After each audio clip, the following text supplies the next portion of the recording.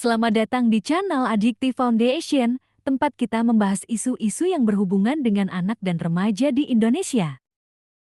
Di episode kali ini, kita akan membahas carut-marutnya dunia pendidikan kita. Mulai dari pungutan liar di sekolah hingga masalah besar yang terjadi di seleksi nasional berdasarkan prestasi SNBP. Jangan lupa untuk subscribe, like, dan share video ini agar semakin banyak orang yang tahu. Yuk, mari kita mulai. Yang pertama, kita akan membahas mengenai pungutan liar yang terjadi di dunia pendidikan kita. Pungutan liar, atau pungli, di dunia pendidikan Indonesia sudah menjadi masalah yang tak terhindarkan. Meskipun sekolah-sekolah negeri seharusnya gratis, banyak orang tua yang harus membayar biaya tambahan yang tidak jelas dasar hukumnya. Dari uang gedung hingga biaya seragam. Mari kita lihat beberapa kasus pungli yang marak terjadi di berbagai sekolah. Seperti yang terjadi di SMKN 1 Depok, di mana dugaan pungli dilakukan dengan meminta uang yang disebut sebagai donasi sukarela. Ini terjadi hampir di semua jenjang pendidikan, bahkan di sekolah-sekolah dengan kualitas terbilang tinggi. Berikut adalah beberapa sumber berita terkait pungli yang terjadi di berbagai wilayah di Indonesia. Kompas. KAM 2024 menyebutkan temuan bahwa pungli terjadi di 44,86% sekolah dan 57,14% perguruan tinggi di Indonesia dalam survei penilaian integritas SP. Pungli sering terjadi dalam proses penerimaan peserta didik baru PPDB. Media Indonesia 2024 kasus pungli yang terjadi di SMKN 1 Depok yang disoroti oleh CPP sebagai masalah yang kerap terjadi di berbagai daerah seperti Jakarta, Bandung, dan Bogor. TV One News 2024 kasus pungli yang terjadi di SMKN Cihampelas, Bandung Barat, yang diduga mencapai lebih dari Rp70 juta, dengan setiap siswa dikenakan biaya Rp1,5 juta. Tirto ID 2024 kasus pungli di SMAN 8 Medan, di mana seorang siswa tidak dinaikkan kelas setelah melaporkan dugaan pungli di sekolah tersebut. Mengapa pungli masih terjadi? Adakah faktor sistemik yang membiarkan praktik ini berkembang? Mari kita simak lebih lanjut. Pungli tidak hanya memberi beban ekonomi pada orang tua, tetapi juga berpotensi mencederai integritas sistem pendidikan kita. Pungli menciptakan kesenjangan antara yang mampu dan tidak mampu membayar. Bagaimana bisa kita berharap pendidikan yang adil bagi semua anak jika ini terus berlangsung?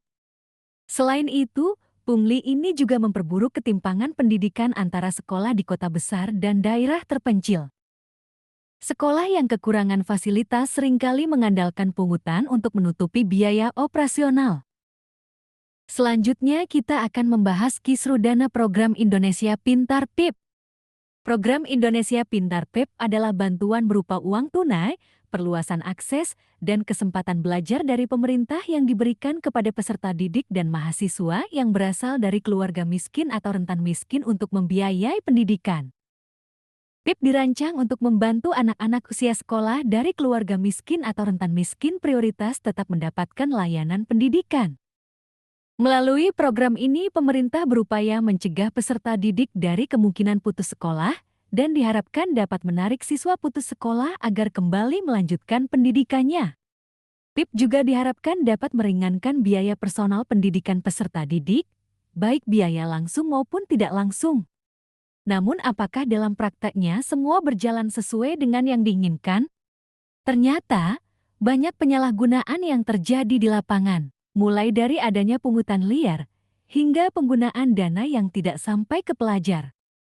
Hal ini menambah panjang daftar berbagai carut-marut yang terjadi dalam dunia pendidikan kita. Selanjutnya kita akan membahas mengenai kisruh seleksi nasional berdasarkan prestasi SNBP.